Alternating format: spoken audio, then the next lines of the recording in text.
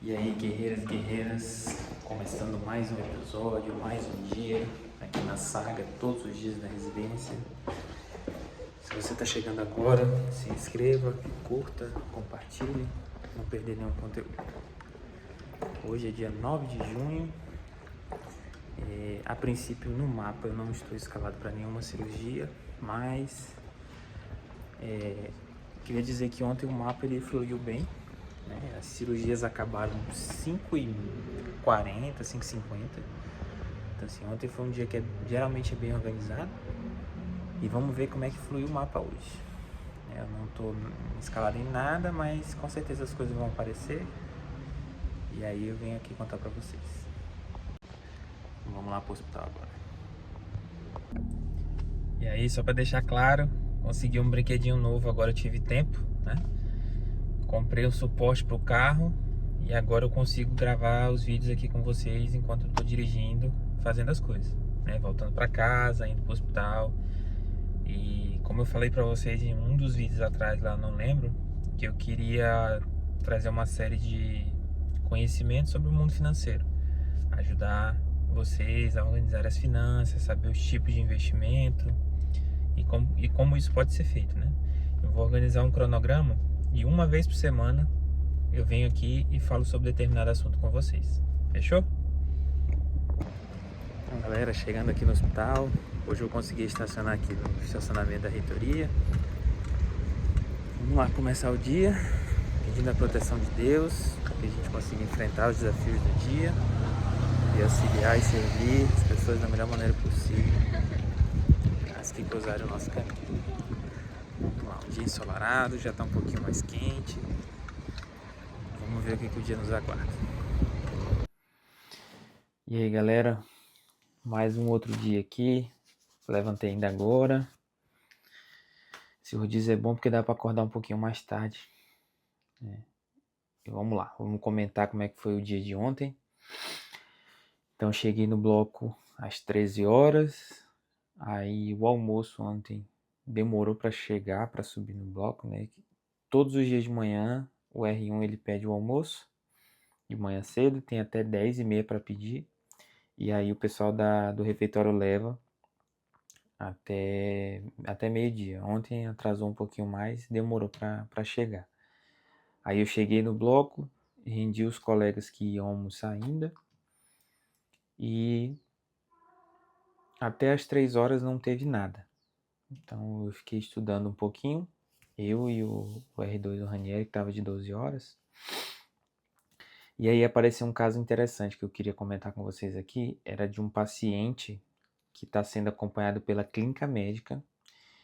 E eles pediram uma interconsulta conosco da anestesiologia, porque estão desconfiando de um quadro de meningoencefalite para ele. E tentaram coletar o líquor, fazer uma punção lombar, só que não conseguiram. E por que não conseguiram? Porque esse paciente ele tem uma doença chamada espondilite anquilosante. O que é essa doença? É uma doença onde os ligamentos da coluna vertebral eles vão se calcificando, como se fosse virando osso.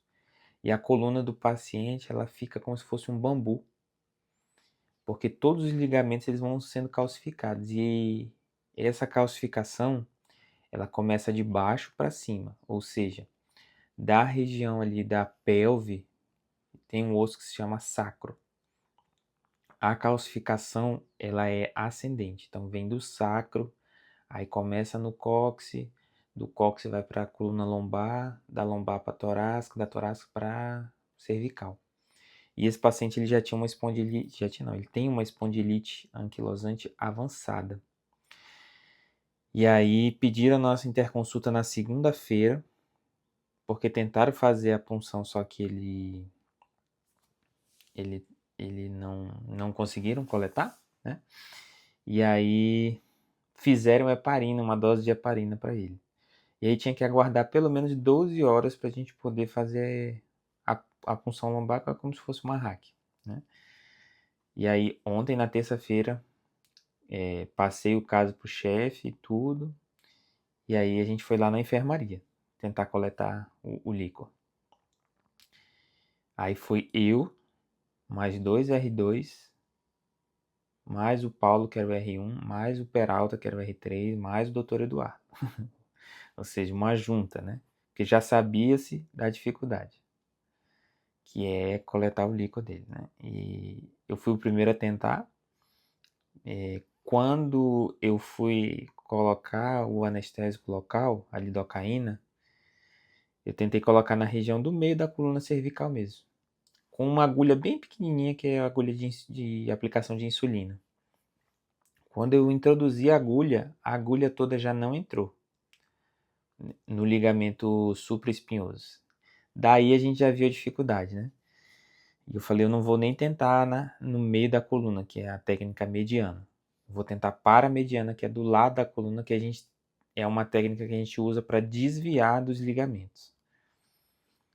E o pessoal da clínica médica tinha tentado num espaço que é um pouco maior, que é de L5 e S1, que é a transição da coluna lombar para sacral. Ali tem um espaço maior, que é geralmente onde eles fazem, porque a chance de sucesso é maior. E quando eu cheguei lá, que eu fui avaliar o paciente, eu já vi lá que estava todo furado e ninguém tinha conseguido. Então, fiz o anestésico no local de punção paramediano e tentei.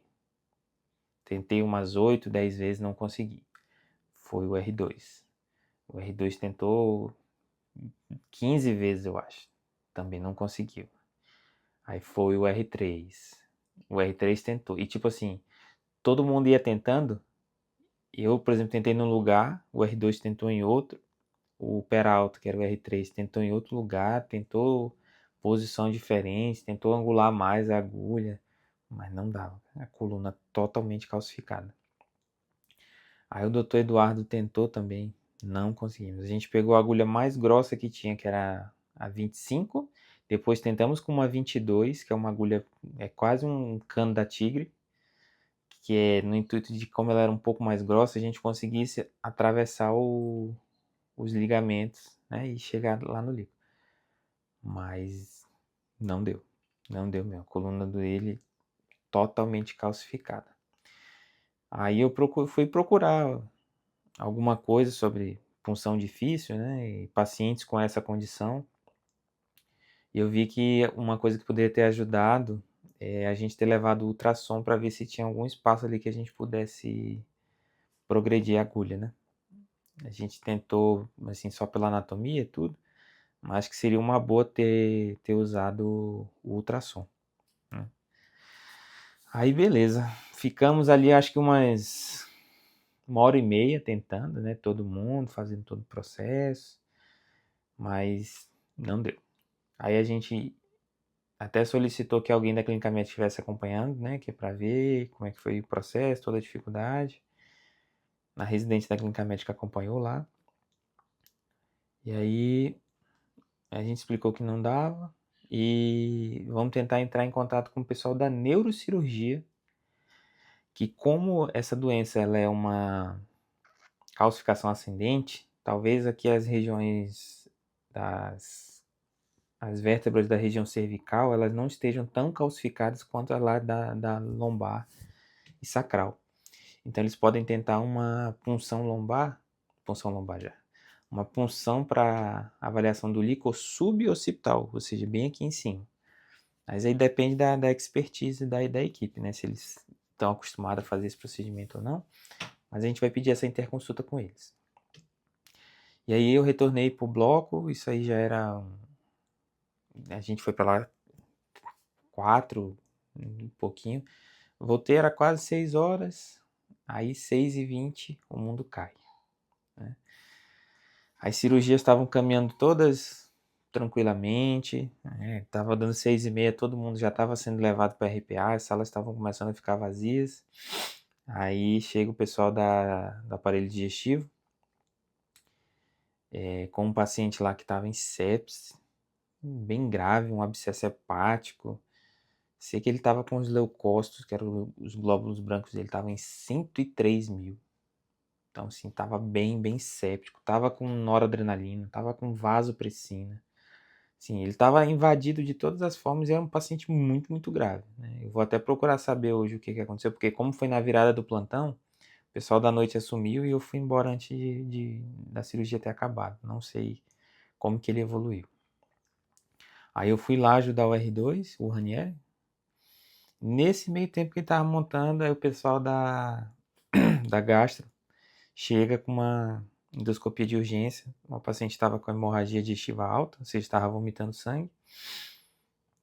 Também chegou lá entubada, usando nora, vasopressina. E aí, como o meu horário é até às 8, e estava justamente na troca de plantão, né? Só que essa paciente, avisaram pra gente 6h20 da tarde. A paciente foi subir às 7h20. Por quê? Eles queriam subir o paciente na troca de plantão do turno da enfermagem e do pessoal dos médicos. Inviável, né? Subir rápido assim. Só se for muito, muito grave. Aí acabou que subiu. Como a paciente já estava entubada, já estava com droga vasoativa, com tudo, o que eu fiz foi fazer o bloqueador neuromuscular, que eu fiz o Rocurone, né, para ficar bem relaxado para poder entrar o endoscópio, e conectei ela no sevoflurano. Aí fizeram a endoscopia, demorou acho que uma meia hora. Ela estava com 2 úlceras no estômago e o pessoal lá da gastro colocou 4 clips no estômago lá na úlcera, porque a úlcera ela não estava com um risco de sangramento tão grande. Existe uma classificação que se chama classificação de Forrest, que é justamente para a gente classificar a úlcera e ver qual é a chance de sangramento dessa úlcera. A dela era 2B, então o sangramento era entre 30% e 40%, aí eles foram lá e cliparam. Aí levei a paciente de volta para o pronto-socorro, e nesse meio tempo chegou uma cirurgia da ortopedia, uma fratura exposta de metacarpo, e estavam querendo entrar com uma outra lá que eu não consegui ouvir, porque eu estava na endoscopia e quem ficou responsável foi o Bruno, o R3, que estava na noite. Aí foi isso. Chegou 7h20, 7h50 eu levei a paciente de volta para o pronto-socorro. E aí encerrei meu dia. O Vinícius, o R2, estava à noite. Estava na laparotomia lá. Vou até perguntar dele o que deu. O Bruno assumiu junto com o Caleb lá a fratura exposta de metacarpo. E foi nessa hora que eu fui. Então foi isso, galera, o que aconteceu nesse dia. Teve um caso interessante dessa da espondilite e as urgências sempre no final do plantão, né? Tá certo? Então continua acompanhando para não perder nenhum conteúdo aqui. Falou, abraço, sucesso e tchau, tchau.